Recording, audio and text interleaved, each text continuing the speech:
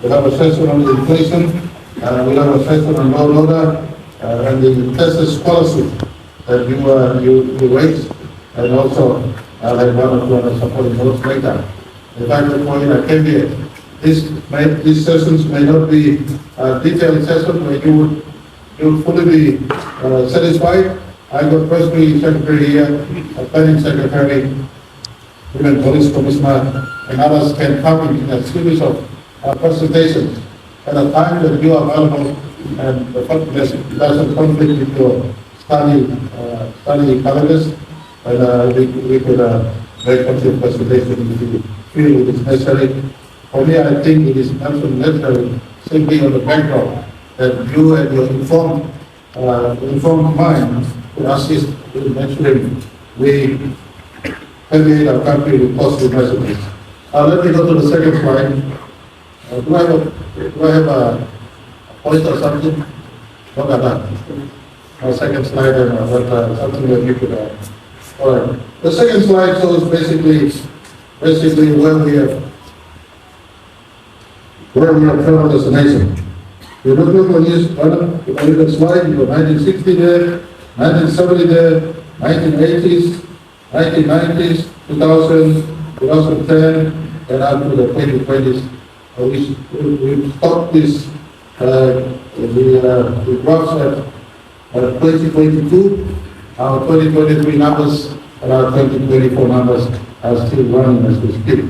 But if you see the first line up at the top, that's where our economy, the size of our economy. Size of our economy. That's how we traveled. We look at from 1960 all the way to 2010, thereabout, almost 2002, 2003, we were still under 10 billion kina in the size of our economy. The size of our economy. 1960, all the way to 2010. I put 1960 because our nation was united. 1964, we had our first House of Representative meetings. The House of Assembly was met. 1968 was the second. 1972, prior to self-government independence, and 1975 independence. So that's how we basically count. In summary, our economy was not big. That's why when I took office in 2019, my first conversation, growing the economy. I made no apology when I started on program today to get a higher return from program. Because for me, principally, growing the economy gives me the ability to build roads, build schools, fish water, and everything else. Because when you ask for every country demands development, and that is people's entitlement. But where do you get the money to pay? University lecturers, upkeep, maintaining of dormitories, etc. It comes from the size of our economy. And so you put your page on 2010, if I could just point to you, 1975, our economy was still under 5 billion kina. 2002, our economy was 17 billion kina. 27 years, we grew by just 12 billion kina. 2002, put your page in your mind. 2002 at 17 billion kina. Somalia took over in 2002.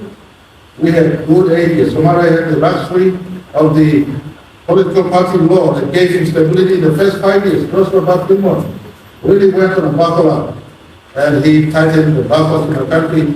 Key policy drives like export-driven strategy, opening up SMEs, making the forestry sector. And he had 5 years, it was half 5 years. You look at the bottom graph, you look at the bottom line here. You look at from 1999 to almost 2002, the red indicates negativity in our economy. We were in almost recession, we were going to half time. Inflation very high. Our forex, at one time our forex had only 2 weeks of cover. 2 weeks of cover in our forex. That was in the 90s. I want to take the mind back from 1988 And I don't blame politicians that 1988 to 2001, we had global crisis. The global financial crisis in 1997. There was a big drought in 1997. The government changed over, and every 2 years, government was changing in the 90s and 80s. There was no stability for whoever was in government at the time. The ruling roll on. That's why if you look at the bottom line, this academics will teach the economy here, please follow this. Let's get into this hard fraction and inform our students correctly as to how we found as a country. Has someone told you these historical facts? If someone has not been teaching this historical fact, why censor and test it out? I don't know what we've been teaching them. This is our country's history. We've had this in our files all the time. If you look at from the 80s all the way to 2000, we were in a very bad place. I want to place a record my appreciation to Prime Minister Marape. The late father of the country was called from the past. When he came on board, he started the resuscitation of the economy. And if you look at the graph, you start to look at the growth that is taking place in all three lines here. I'm standing here. From here all the way up. That's the last 20 years. 22 years. The last 22 years we started to see and we were putting on growth in the economy.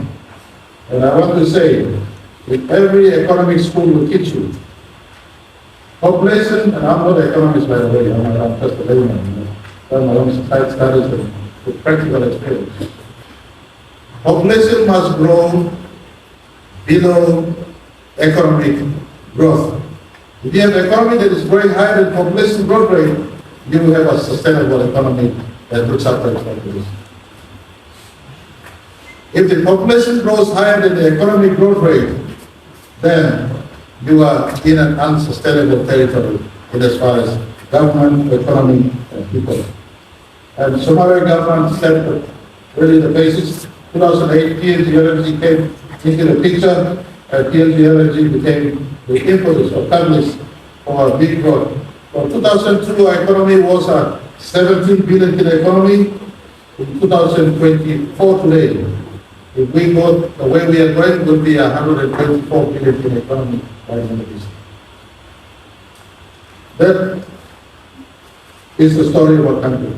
When I took over from Mr. Aled in 2019, we were almost 80 billion in the economy. And so we went in this space very aggressively, with everything we can do. Next slide, I think that is just running ahead of my slides. Next slide, please. So that just gives you, I will tell about the slide and I will circulate to all you about this yesterday that we distributed.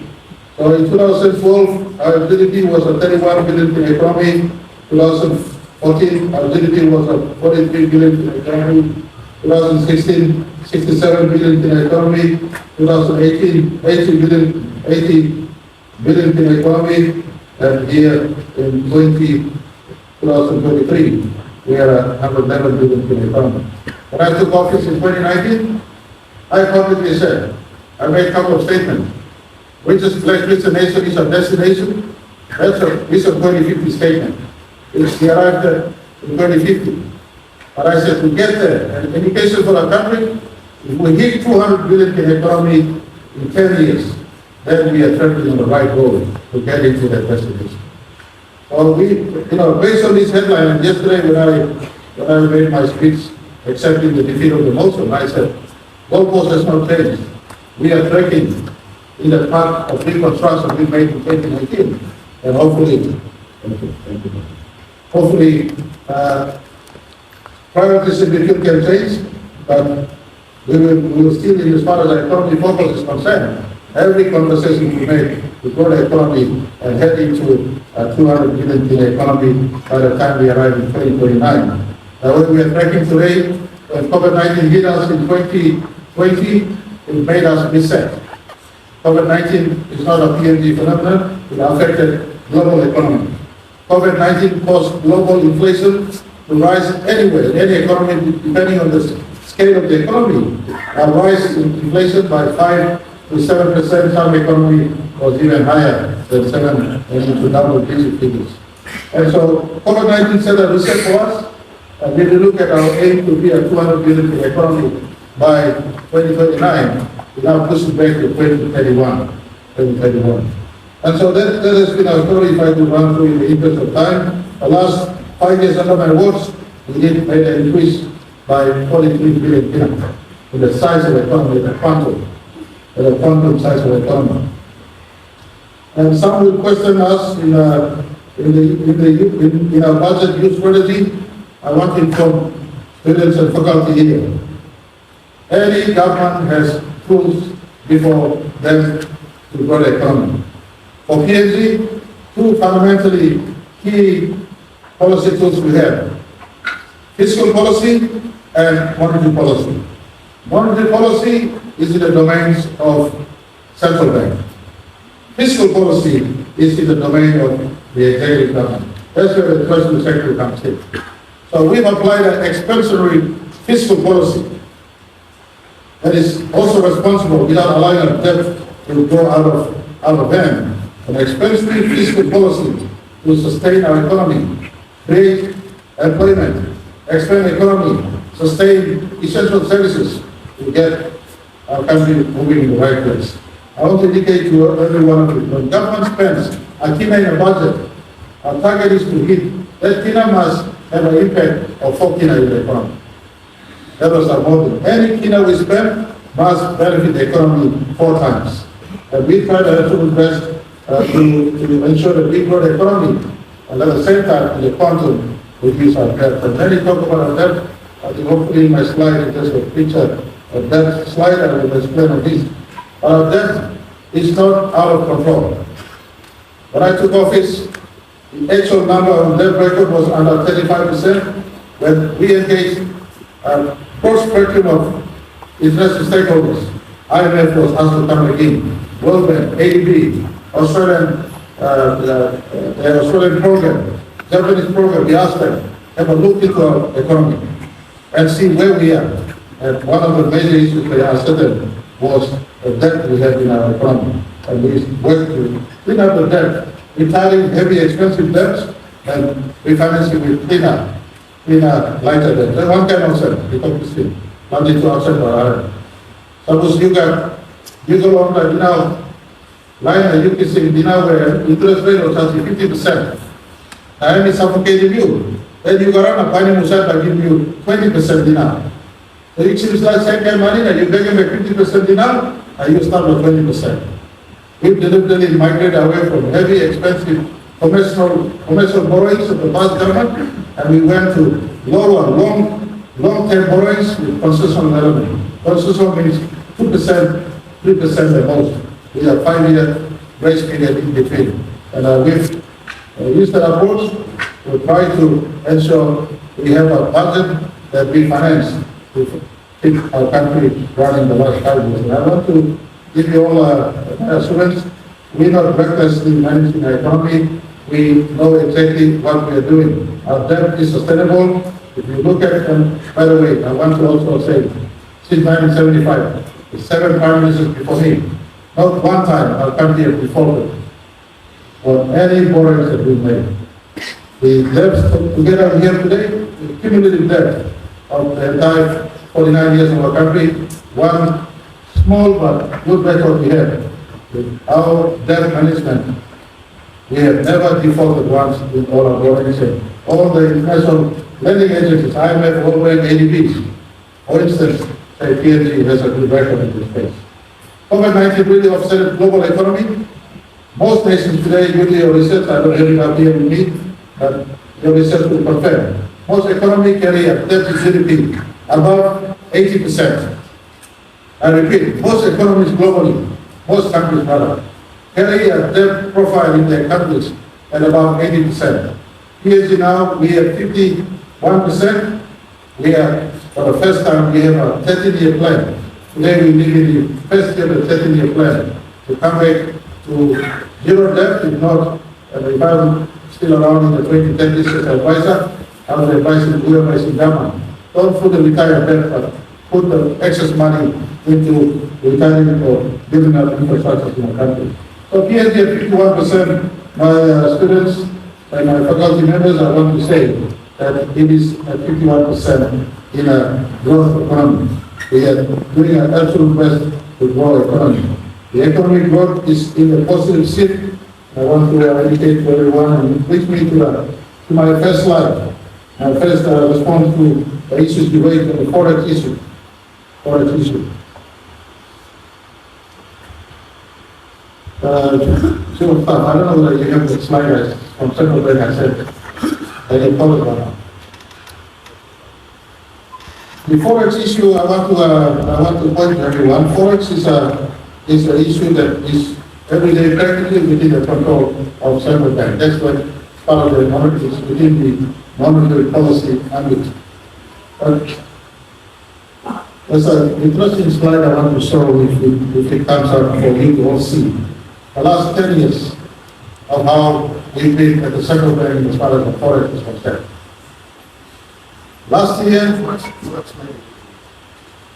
year and 2022, we hit a very high forex level in our country.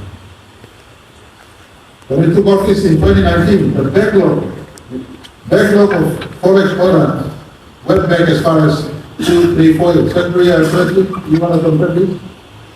The backlog of forex order was in years when we took office in 2019. Today, as I speak to you, Central Bank Governor will tell you, and I'm speaking here, and he is hearing this week, in all essential forex orders, it is now taking 1 week, 2 weeks, 3 weeks. We've been clearing forex order as we speak.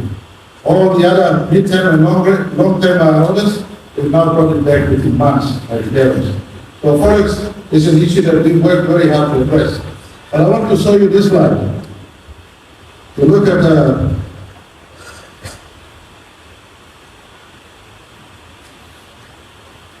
if you look at this, the microphone I could hold it.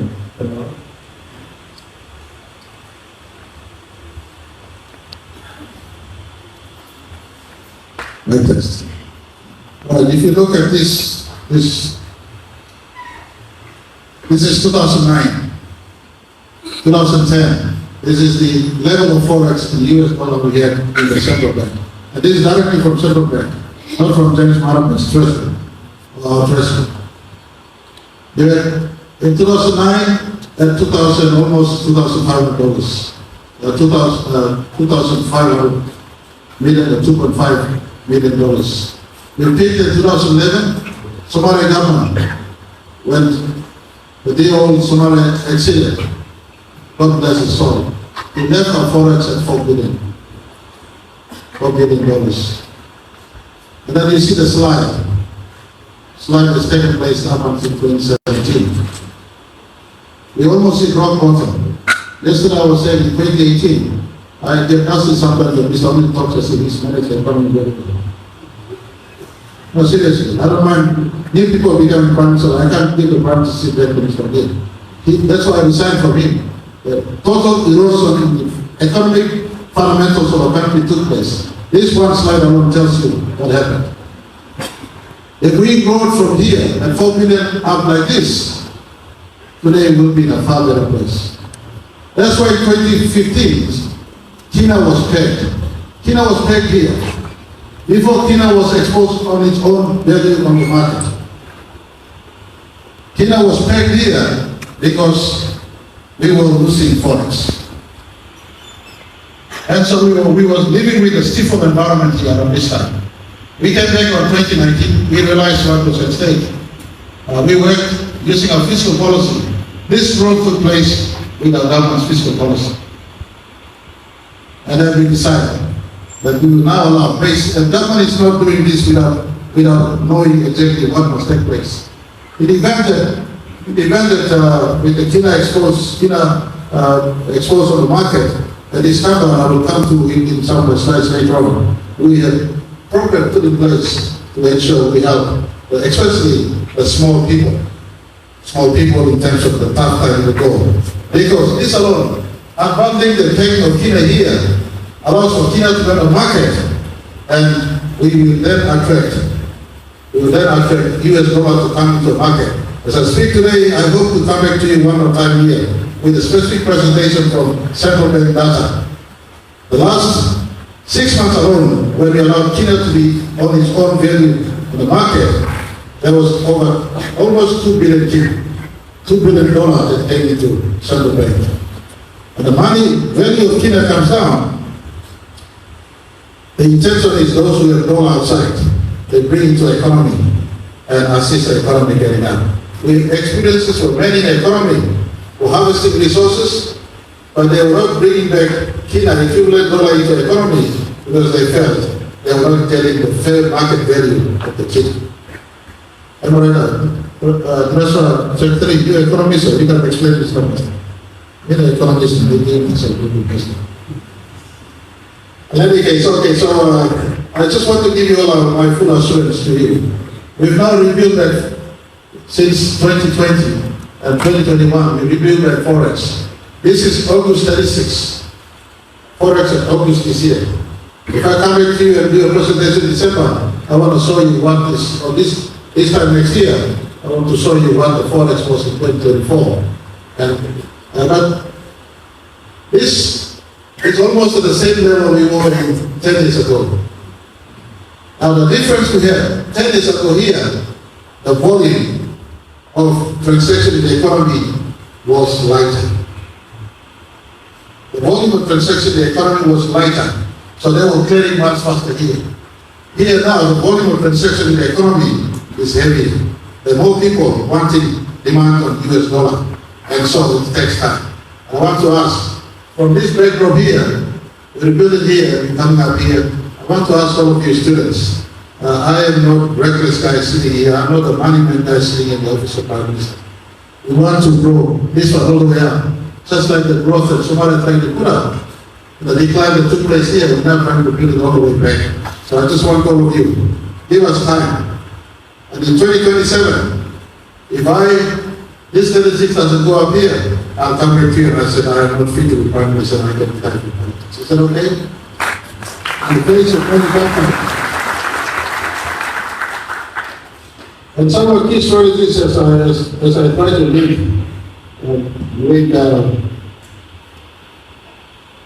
go back to my presentation, I want to say that for the economy, we are encouraging an export-driven economy. Almost same focus Somalia had in the 2 times he was in office, an export focus. That's why we put more money in the council sector now. We put more money in the SME sector. The money we put in bank the last 3 years, BSP has landed already over 500 billion Kenyans as speak. BSP has landed already over 500 billion Kenyans as speak. NDB is going to pick up very soon. We will launch a subsidiary of NDB Bank. It will be called National Banking Corporation. And it will be targeting to lend to pops and moms. Wherever you are, but get on some minutes. You can easy money that you make it, coffee, oil palm, cacao, vanilla. And if you have a patch of forestry out there, why was I cut the do every plant it and cut the do every and make money. Students, I want to encourage you to think this is also as you see here. You know, when I talk about $1 million, I can give you my full assurance. If tomorrow and by the way, we're progressing to complete the Buffy Group very soon. It's taken some time because I want to get that more for you, and not for the company, so it's taken us some time. But very soon we'll complete Buffy. We're bringing faster LNG across the board, and we're synchronizing Pmjm LNG to come at the back of Hub LNG. The growth of Gambia, part of the growth of Somalia is so much really the benefit of Pmjm LNG in Kenya. So all these big projects will come. But guess what? Today, Pmjm LNG at the plant side here, when I was education minister, I was responsible for training of these young people, they're waiting. Today, big project for the economy, employment, actual employment is only 800 people at the plant side. So even if we get 10 new mines tomorrow, actual employment will be possibly 20,000. Now, ask me, the opposition asked me, and you will also ask me, Mr. Prime Minister, why do you say you will create 1 million jobs in the next 5 years based on FGDP 4? And my own chief secretary, everyone challenged me. I said, my definition of job is not your definition. My definition of job is in the SME space, in the economic space, in people creating employment for themselves. That is where it is. And I want to ask Chancellor and Vice Chancellor, I think the instruction as Minister of Education, Minister of Education knows. In 2020, I issued instructions to the Education Department. In lower education as well as higher education, teach business, knowing about business to our students. Because our students, unlike students in Australia, unlike students in USA, unlike students in China, our students come from families that own lands and land. You can grab a place now. You don't only have to be oil and gas landowner to claim that you are a landowner. You already have a piece of land somewhere back home. If we can work to empower you to know about business, and you go back home and mobilize your people, especially those people from the armies who don't have trouble fight. Or like population areas, simple Western areas where you can see business. Coffee, sleep, nothing stuff. Cacao, sleep, nothing stuff. I tell you one story in this segment. There's a young fellow called Pmjm. I told this story many times, and I'm willing to take it back here for assessment. He left Budal in 2020. Instead of he got a job to be a minimum officer in a provincial government someplace, and he decided in 2021 to go back to be in the coffee cooperative with his family out in the mountains of Hawaii. 2021, do you know how many money they made for the coffee cooperative? 800,000 Tina. Money made from the coffee cooperative. 800,000 Tina of coffee cooperatives. 400 Tina spent on the cost of logistics, moving back and forth to Lake to sell. 400 Tina for profit for 20 families that were part of the coffee cooperative. One smart young person like you didn't wait around in Bay City to look for a job. Went back to his mother and said, I am going to do something for my clan. Mobilize his clan and work and make money for himself. Today, that cooperative is a major cooperative in Nepal. Vice Chancellor and Chancellor, teach more about business. Even if they're doing physics class, they must know about business. Even if they're doing law class, today I see so many lawyers, they don't run the law practice as business. They run around as if it's just another career. They must run it like business. And we take it for granted that our young people know about business. If you teach them about knowing about business, they will get out there, equipped with additional knowledge and get engaged in many opportunities that are available in our country. I will come back one time here if you still do want me to come back. I'll bring you one guy from India. He told me how he started off in business in 1973. Today, if you go to Gero, just right here, it's got almost 500 apartments on the other side of Redwood. 1973, he was a small boy, maybe in his early teens. He said he was playing marble. And he got his marble and he started to pay for all this. The maids, they had coffee in their father's house and drink the coffee, and he started to get coffee. That's 1973. And then he went into coffee buying. 1985, he had a trade store in India. 2004, he bought his first shop. I'm just telling the story. First shop in Waigani. He bought a Chinese for 480,000 Tina, 2004. Today, he owns almost 1,000 properties in the country. He's bought a international hotel. He has a helicopter that he's now trying to fly himself from a great tree for absolute nothing to work the last 50 years to today being a multi-billionaire. This is what I'm talking about, job in the country. When A.K. Lama grew his business, the economy was small. Today we're operating in a 100 times bigger economy than the 1980s economy. I just want to, I'll come back to my slide here. started this. This one, we focus on encouraging